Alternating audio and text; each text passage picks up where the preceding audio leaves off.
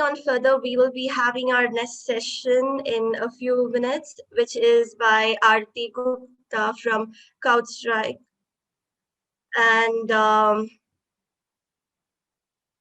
she will be, she's a director engineering at Crowdstrike, and she will be talking to you on evolution of endpoint detection and response. So stay tuned with us for our further session.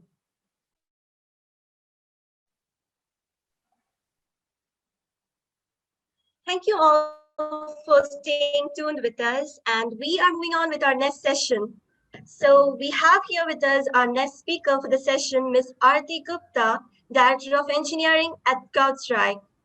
Hello, Aarti, and welcome to ShaktiCon. Thanks. Thank you so much. So before handing over to you, I would like to give our participants a short introduction about you. So Ms. Aarti is the Director of Engineering at Crowdstrike and is currently working on the next-gen cloud-based security product. Previously, she was Director of Engineering at Qualys and was responsible for building out the Qualys Security Analytics platform. She has an extensive experience with building the web scale systems, and she had previously worked for Amazon and Hotstar.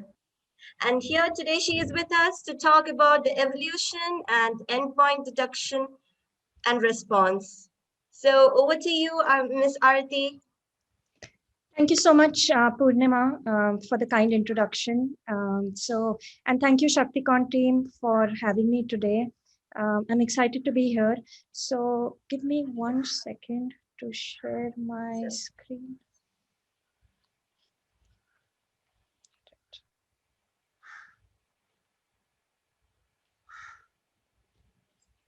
Can everybody see my screen okay? Yes, we can see your screen. Okay, great. All right. So today I'm going to be talking about endpoint detection and response, right? So endpoint detection and response, EDR as we call it, right, is the technology that is responsible for keeping your machine safe from malware, from breaches, right? So CrowdStrike, right, where I work, we've built a number of great products in the cybersecurity domain, but EDR is our signature, our flagship product that we pioneered more than a decade ago to protect computers from malwares, right? So today, over the next hour or so, I'm going to be sort of walking everyone through the journey of EDR as it started from antivirus up, up until next generation EDR, right? So very quickly, this is what we're going to be looking at today. So we'll start off by looking at antivirus software. Then we look at why there was a need for EDR, right? We'll look at what EDR is, how it works, what are some of the strategic principles behind EDR, and then we'll wrap up with the future of EDR, right? Okay, so I imagine that most people in this room would be familiar with antivirus, right? We've all used it. The big vendors in this space are Symantec and McAfee, right? But to basically understand EDR and why it was needed, we first sort of need to go back in time, rewind a little bit to look at antivirus, right?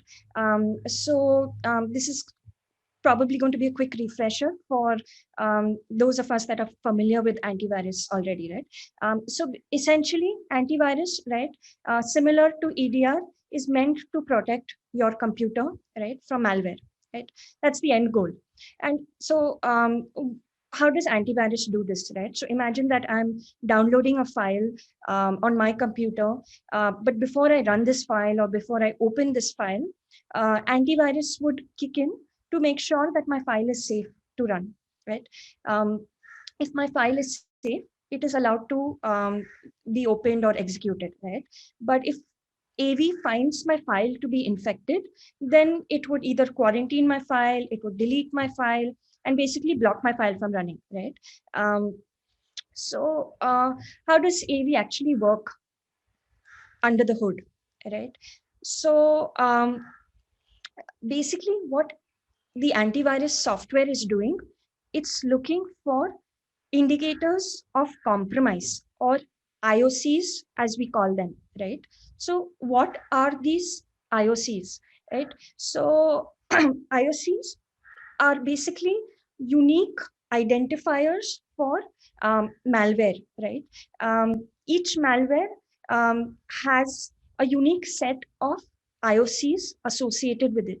So you can think of these as traces of evidence that the malware leaves behind when it runs, right? Almost like a smoking gun, right? That you would find at the scene of a murder. IOCs are somewhat similar. So IOCs, for example, they could be file names, they could be file hashes, right? These are files that the malware, for example, would create on disk when it runs.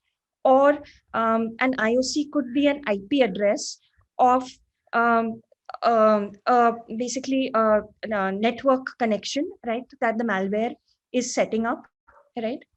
Or an IOC could be a domain name again that the malware is establishing a connection to, right? So some basic examples of IOCs. So what the AV vendors do, they are the authority on all of the known malwares out there in the world, right? So they keep a database of all the known malwares as well as their associated IOCs, right? And they work hard at keeping this database up to date. As you can imagine, it's a hard job to keep track of all the possible malwares, but there is a database that is tracking all of these malwares and their IOCs, right?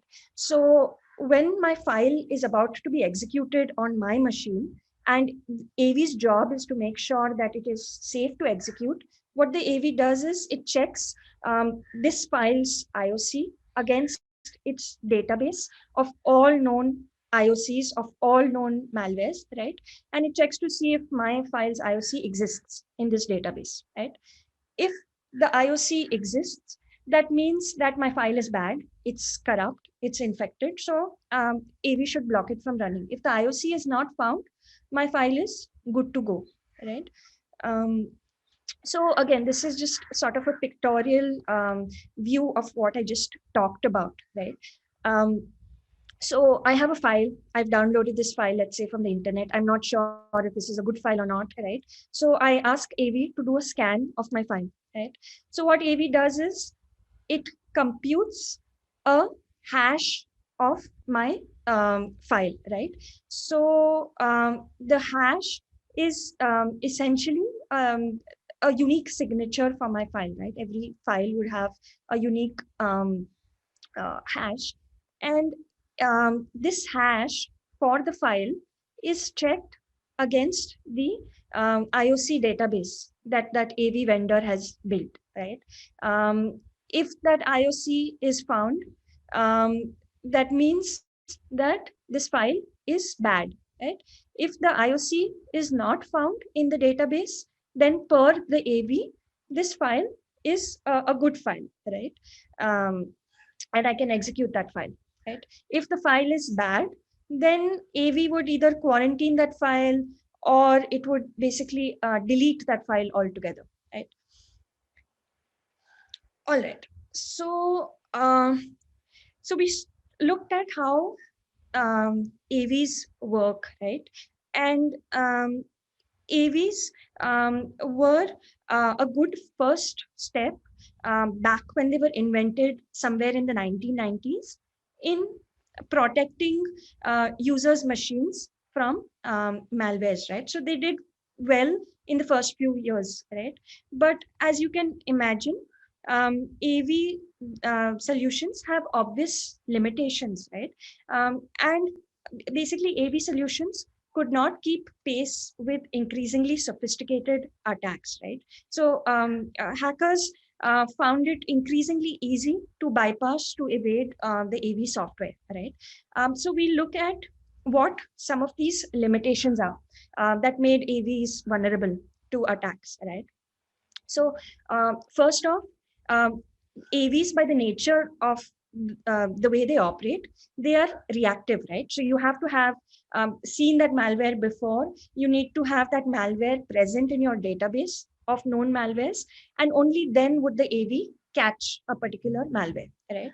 Um, because they are reactive, AVs cannot guard against zero-day malwares, right? So what is a zero-day malware? It is a piece of malicious code that has previously not been seen or previously not known to the AV software, which means that that malware is not in the database of malware signatures or IOCs, as we call them, right? Um, so if my file is infected with a zero-day malware, AV is not going to detect or prevent this malware, right? I think recent research shows that a majority of malwares um, are basically zero-day malwares, right? So AVs fail miserably in this regard, right? Um, and then AVs cannot guard against self-modifying malwares, right? So over the years, malwares themselves became increasingly sophisticated. So we now have malwares that can self-modify their signature or their IOCs, right, as they jump from machine to machine. So which means that the malware has multiple associated signatures or IOC against it, which makes it difficult to track in the database, right? So AVs don't do a good job with self-modifying malwares. And then lastly, the AVs don't do well with fileless malware, right? Um, Fileless malwares are those that do not need to write a file, right, on the user's machine to actually sort of infect the machine and propagate, right? These are fileless, and by definition, AVs work on file-based malwares, right? AV needs a file that it can create an IOC for, look up this IOC in its database, check if that file, mark that file as good or bad, right? So if there is no file for the malware, what is the AV going to do? Essentially nothing, right? So because of these limitations, right, there was a need for a better solution that could actually work to protect a user's computer, right? So this is where endpoint detection and response, EDR, came in. Okay, so EDR was pioneered by CrowdStrike about 10 years ago, in 2011, starting 2011 to be precise, um, in response to overcoming some of the limitations of AV as we saw, right? So the goal of EDR is exactly the same as the goal of AV. The goal is to protect a user's machine from malware, right? The approach that EDR takes to solve this problem is very different from the approach, from the IOC based approach that AV takes, right? So EDR solutions, we'll talk about how exactly they go about solving this problem, but at a very high level, EDR uses a signature-less approach or an IOC-less approach to detecting malware, right? Now, basically we'll cover how EDR works. What over here, we'll look at some of the strategic principles that an EDR solution employs, right? I'll go into more details in further slides, but to touch upon this right now, basically EDRs, right, the way they detect malware, right, is by looking at indicators of attack, IOAs, not indicators of compromise or IOCs, right? We'll talk about what IOAs are, right? Number two, right, the principle that EDR works on, the focus is on providing visibility into all of the activity that is happening on the user's machine, on the endpoint machine. We'll talk about why visibility is so important and why EDR is based on this principle of providing visibility. right? And then last, EDR it believes in keeping humans in the loop, right? So the fight is humans and machines are together fighting other humans, the adversary, right? It's good humans are fighting the bad humans together with machines, right? Unlike AV, where machines are single-handedly fighting the adversaries, right? Okay. So now let's sort of dig into these principles a little deeper and really understand what they mean. So, what are IOAs, right? Um, so, IOAs stand for indicators of attack, right? IOAs are the means by which an EDR solution would detect a malware, right? If you remember, AV solutions use IOCs or static signatures to detect malware. IOAs use I'm sorry, EDR uses IOAs, right? So IOAs are essentially behavioral patterns that indicate suspicious behavior, right? That indicate malicious activity. So EDR looks for behaviors, not static signatures, right? Which means that EDR solutions, because they're looking for behaviors, bad behavior, are more proactive than AV solutions because AV solutions are essentially looking for static signatures, and that makes them reactive, right? Um, Okay, so now we'll look at some of the differences between IOAs and IOCs and how they solve this problem of detecting malware differently, right? And how IOAs are more effective than IOCs. All right. So to understand how IOAs and IOCs work, we'll look at a physical real world scenario, right? And try to understand how IOAs and IOCs would have approached this problem differently. Right. So imagine that you have a robber who is planning and executing a robbery at a bank, right? So before the robber actually robs the bank, he does reconnaissance on the bank, right? Maybe he makes a few visits a few days prior. He sort of circles around the bank to find multiple entry points. He tries to figure out where the security systems are located, right? And then on the day of the robbery, on the night of the robbery, rather, the robber arrives in his car, right? He disables the security alarms and he uh, breaks into the bank, proceeds to go to the vault where all of the money is stored. He cracks open the vault and makes his way with the loot that he's gathered from the vault, right?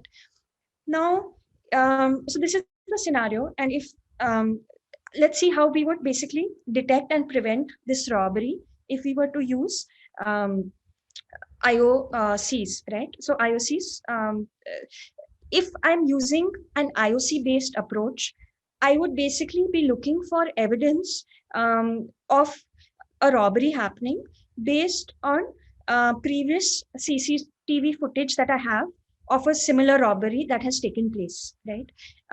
So I would, let's say, look for signs that somebody comes to the bank driving a Mahindra Jeep, okay? Or I would say that a man has entered the bank and he's wearing a Mumbai Indians t-shirt, right? Um, or I would say that somebody has broken open the vault using a drill and liquid nitrogen, right?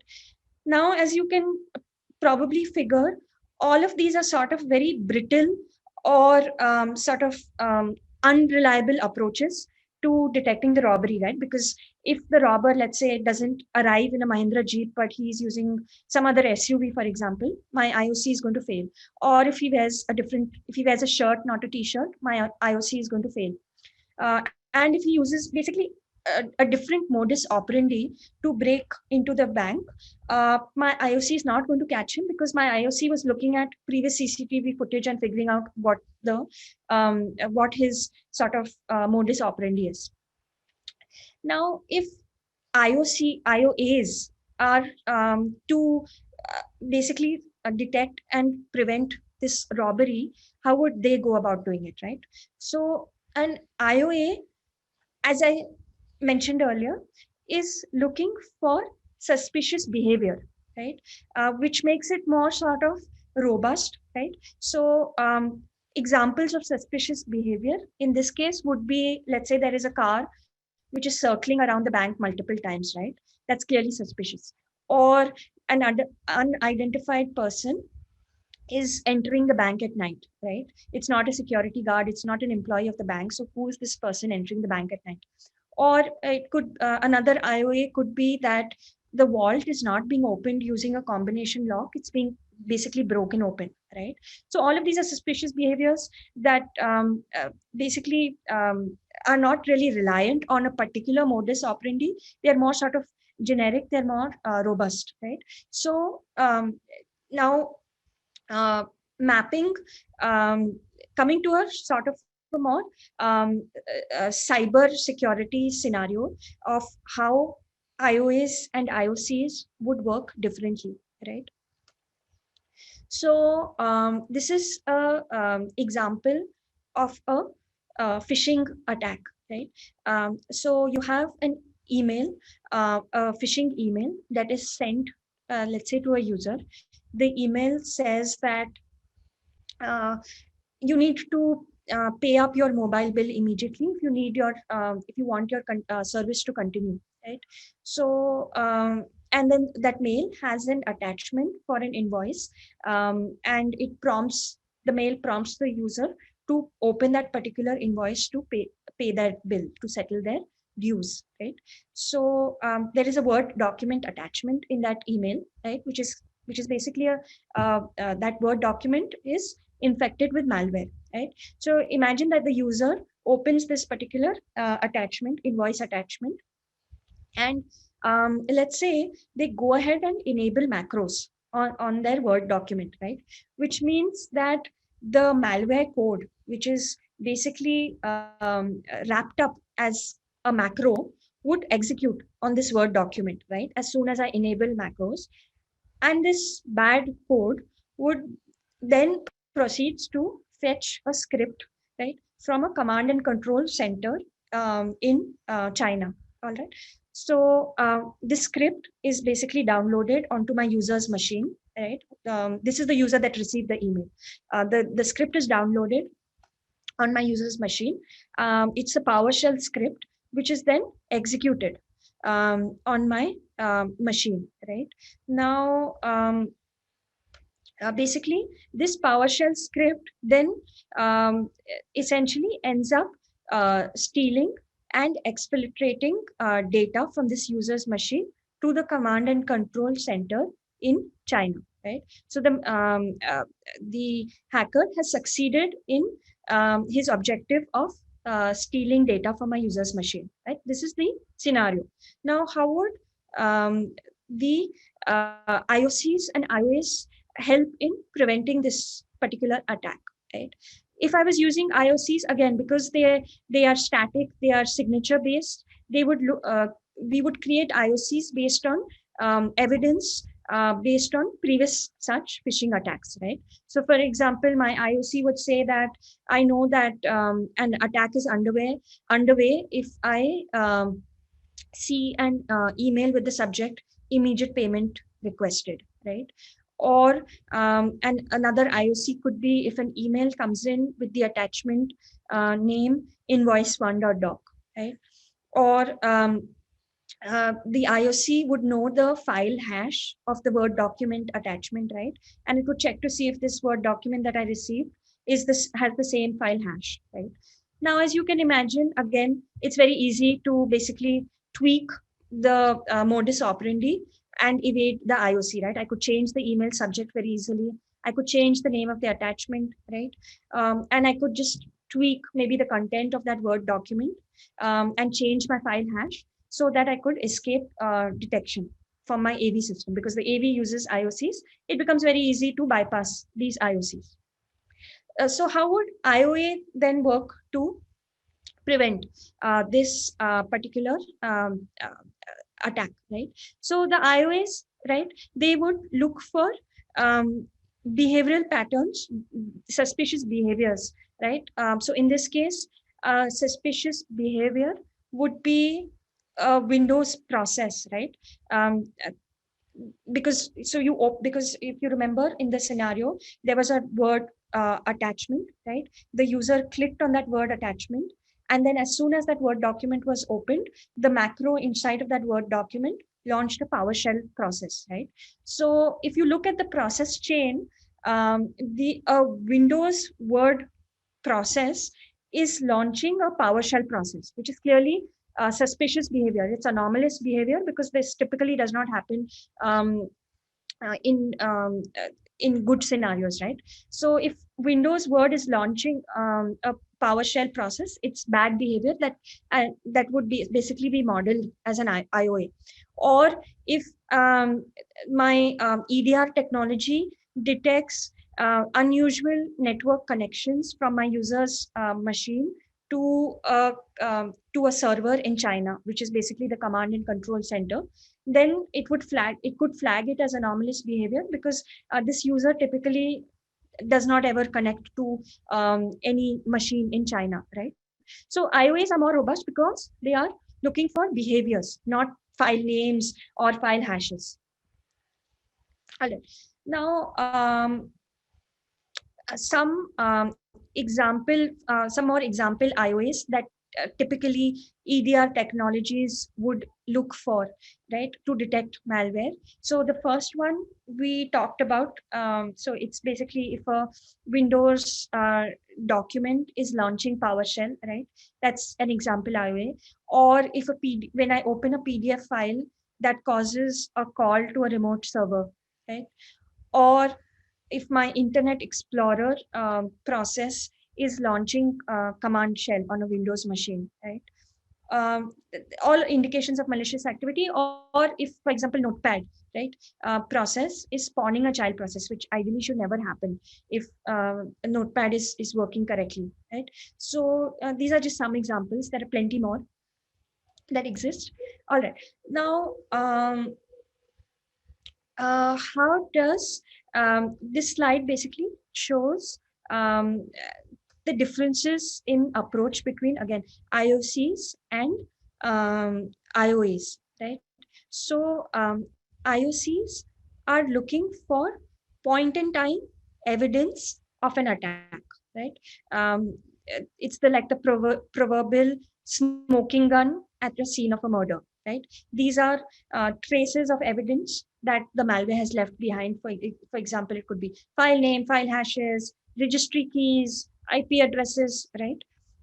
The IOAs, on the other hand, they are looking for suspicious behaviors, right? Because they need to look for suspicious behavior, they need to record all behavior or all activity that is happening on the endpoint user's machine, right? So they are providing a real-time view of all of the activity that is happening on the user's machine.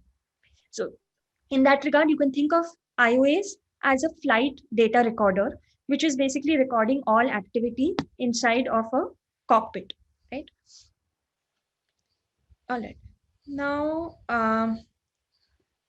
coming to the second principle of EDR, which is provide visibility of all activity that is happening on my endpoint machine, right? So this is the user's machine on which EDR is meant to protect from malware. So EDR focuses on providing visibility on that machine. So we'll see why it's so important to provide visibility, right? Why is this one of the cornerstone principles of EDR, right?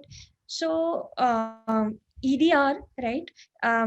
Unlike AV, is built on the assumption that it's hard, if not impossible, to always stay ahead of the bad guys, right? So basically,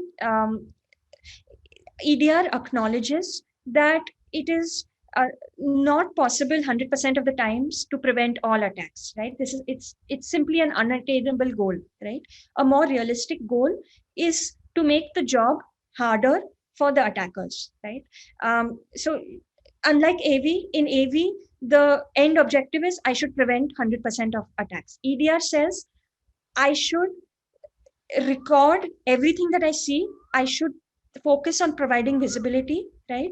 And I can make a best attempt to detect malwares and prevent them, right?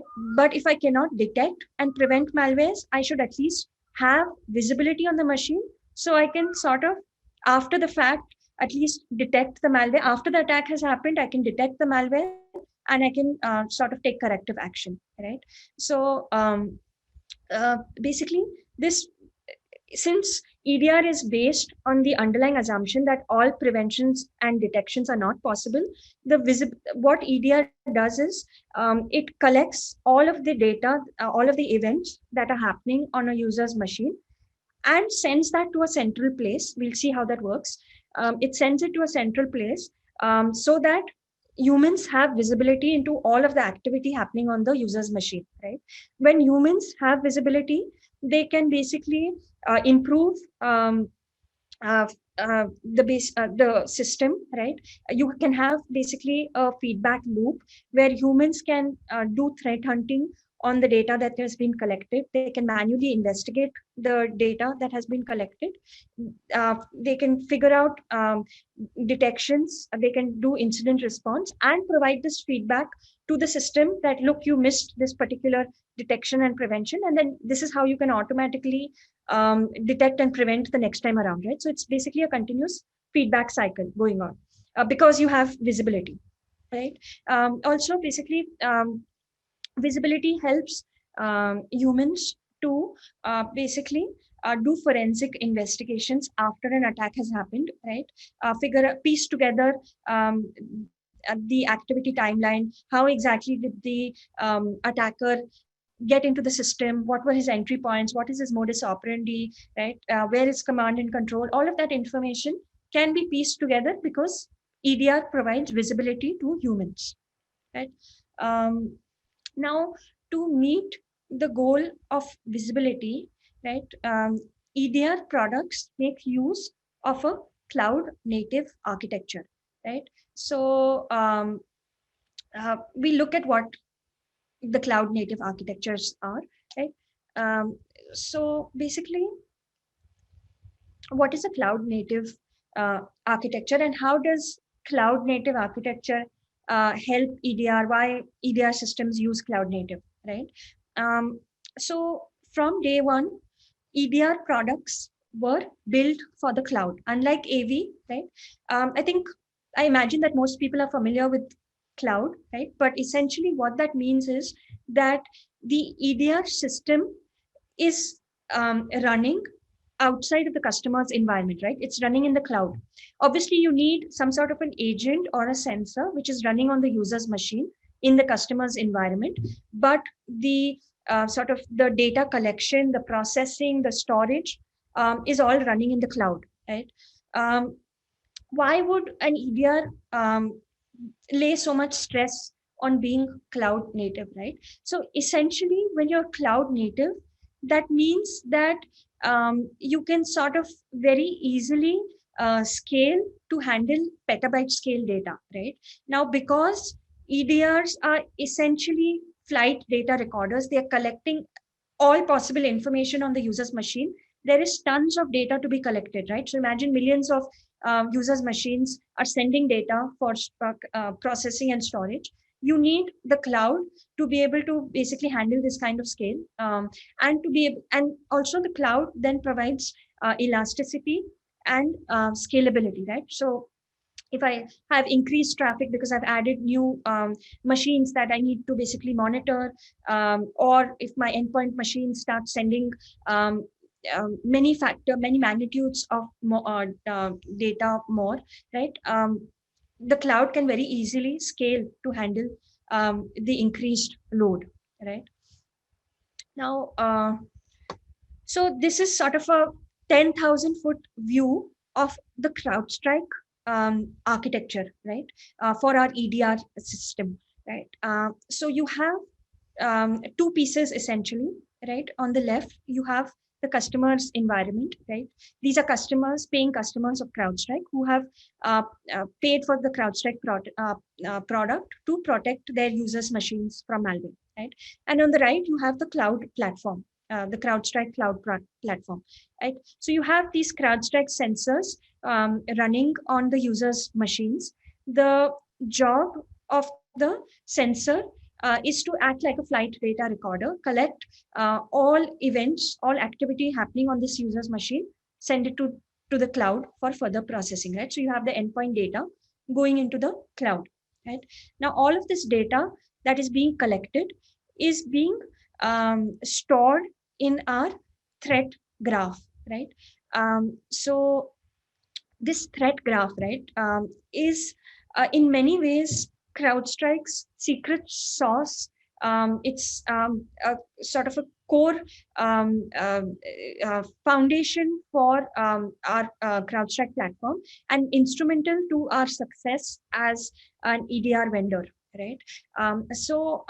What the threat graph does is it's collecting all of this data that has come in from the user's machines, and it is building a graph visualization of all of the activity happening on the user's machine, right? So basically, um, essentially, the threat graph is building process chains, um, right? So it's saying that process A launched process B launched process C, right?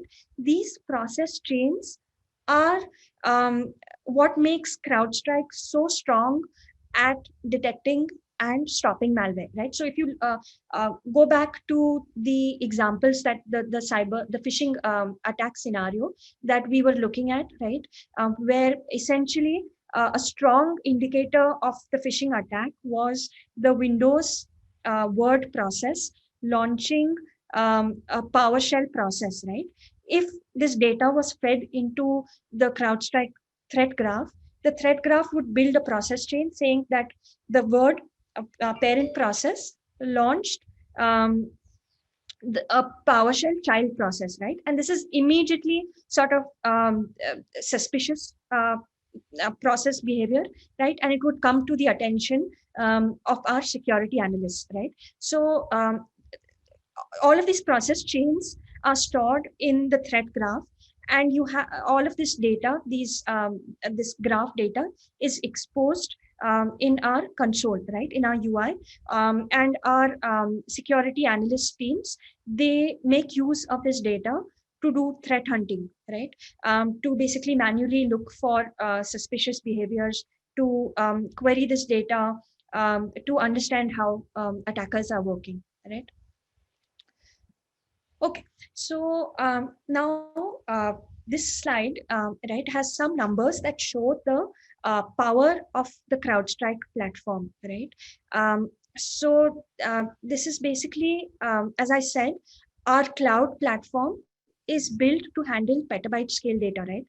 So every day, right, our threat graph, sorry, every day uh, we are processing 500 billion events per day, right? To put this in perspective, WhatsApp processes 100 billion messages a day. So CrowdStrike is doing 5x the number of events per day.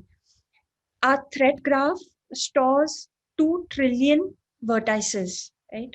Um, uh, we have 25,000 breaches that we stopped in the last year. So it's simply amazing, right? The power of the CrowdStrike platform, right?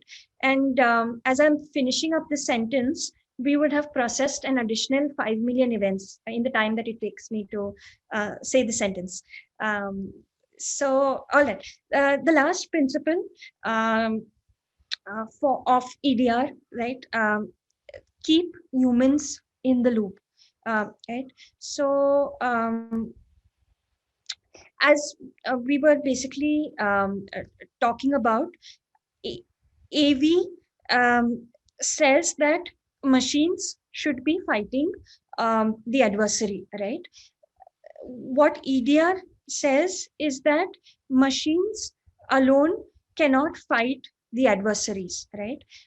Humans are the final and the best line of defense against attacks, right? So in EDR, machines and humans work together to fight the adversaries, right? The job of the machine is to make the job for humans easier, right? So the machines, they provide visibility, as we saw, right? So they are collecting all of the data that they can, and they are working to detect and prevent whatever attacks they can. But machines cannot detect and prevent 100% of the attacks. That is where humans come in, right? So humans are in the loop, right? Um, to basically look at all of the data collected to detect any sort of attacks that the machine has missed. So for this, humans are basically doing threat hunting on top of all of the data that was collected, and they are also responsible for um, incident response, right? So when humans are doing threat hunting, they can sort of look at patterns that the machines may have missed on, provide this feedback back to the machine so that the next time around the machines can do a better job at detecting the attacks, right? So it's like sort of like a continuous feedback loop, right? And then besides this threat hunting, humans are also involved in incident response, right? So incident response is basically what do you do when you figure out that a particular machine or a particular customer's environment has been breached, right? So incident response could be maybe just basically disabling a particular user's account because that user account was used by the hacker to gain access into the system, or it could be blocking a malicious IP address, right? Or it could be quarantining a certain infected host, basically isolating it from the network, right? All of these actions are what humans could take as part of incident response, right? Okay. Now, summarizing what we just saw earlier, right? How AV and EDR work differently to achieve the same end goal, right? So, as we saw, AV solutions are reactive, right? They don't look for behaviors, they look for static signatures like file names or file hashes, right? EDRs, on the other hand, because they're looking for behaviors, not a particular method of attack, are more proactive. They're more fail-safe, right? Um, so AVs are based on IOCs, while EDRs are based on IOAs, right? AVs are focused on preventions. AV does not care about providing visibility. It does not care only on detecting the malware. AV says, I want to prevent all my malware, right? That is the end goal of AV.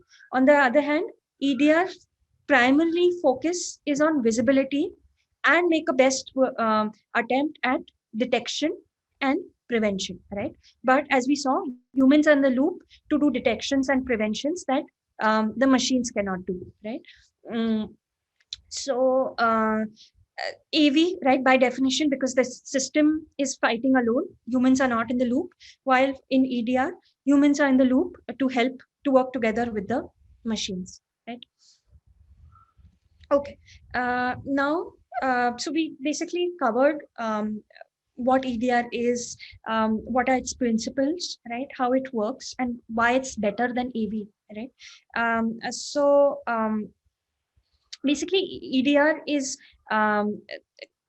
in many ways considered as next gen antivirus, essentially, right? Um, EDR is slowly and steadily displacing AV solutions in the market, right? But let's quickly look at what's the road ahead for EDR, right? Um, so EDR, right? EDR does a great job at basically protecting the endpoint machine, right? So the scope of EDR is limited to the endpoint machine. EDR, the EDR agent or the sensor runs on the endpoint machine, gathers all of that data, it provides visibility and tries to detect and prevent whatever it can on that machine, right? So all of the sort of the job of EDR is focused on a particular endpoint machine, right? However, the endpoint machine uh, alone is sort of cannot capture um, all malicious activity, right? It is so you have other security and networking devices in a corporate environment. You have firewalls, you have VPNs, you have email, you have Active Directory, right? And all of these other data sources, they have rich information, right, about maybe how a hacker is moving through the network, or a particular sort of a phishing email that has come in, right? So all of this information, because EDR is just focused on the endpoint, is missing today for EDR, right?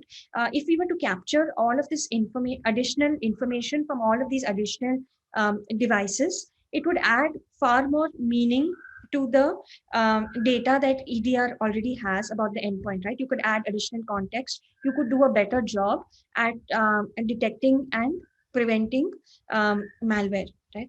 Um, so this is where XDR comes in. So XDR stands for extended detection and response, right? So it's endpoint data plus network data and cloud data, right? So you have so XDR solutions take the endpoint data that is coming from EDR and aggregate this data with, for example, firewall data or your AWS data, cloud data, right? Or email logs, right? And they build a single sort of holistic picture of a corporate network's overall security posture, right? So they are providing single pane of glass visibility into everything that is happening across the customer's environment, not only on the endpoint, right?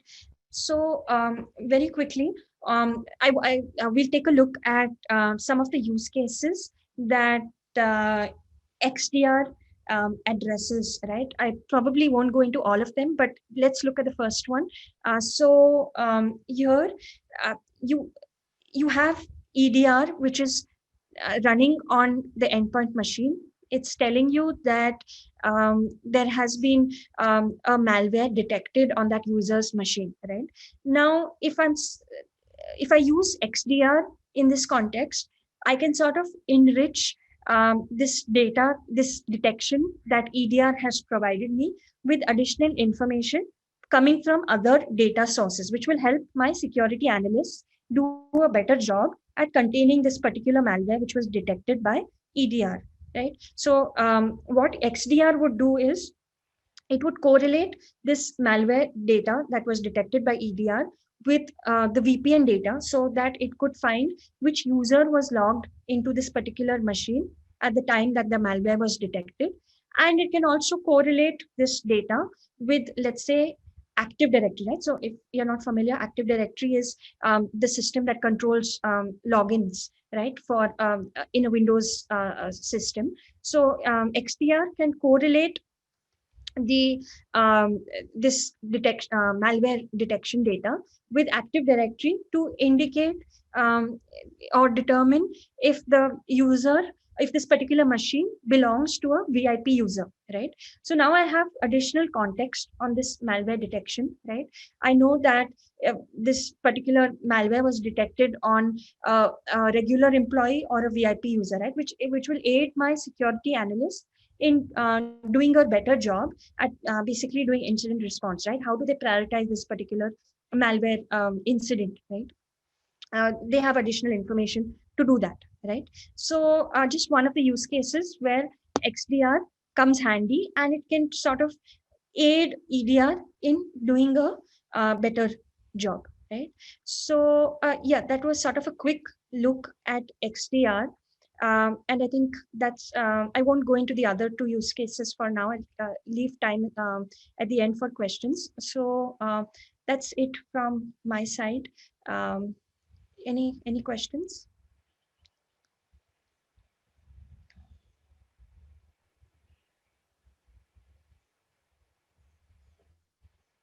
Thank you, Aarti, for sharing us with your knowledge on EDR.